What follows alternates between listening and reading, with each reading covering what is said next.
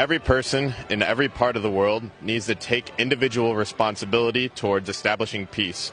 I don't think it's going toward progress and peace. I think that's probably pretty obvious. People are more confrontational now than they've ever been. The UK Jamaat has launched this campaign, Stop World War 3, and again the purpose is to unite mankind, to bring everyone towards justice so we can create peace at every level. So the message brought by the Holy Prophet Muhammad Sallallahu Alaihi Wasallam, as we see today through the promised Messiah, we can establish that unity in this world. Weapons to attack, not to protect. Money that could be spent on improving the lives of people and bringing true peace into every nation.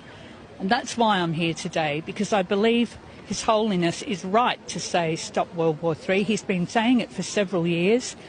Prophet is raised at the right time, to bring people from darkness into light. Tell people now, it's your duty now to amend your ways. The only way to amend your ways now, there is no way out except by recognizing your Creator. And if not, then in this case, unfortunately, you will accelerate that destruction, or you will run towards destruction which your own hands wrought.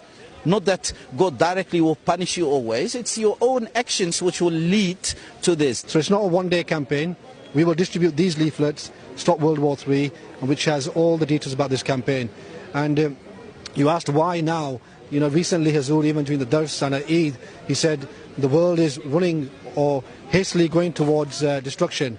So it's pertinent now, it's our duty as Ahmadi Muslims to forewarn the world, as Ibrahim Sahib said, and that's why we are here and we will continue doing this message.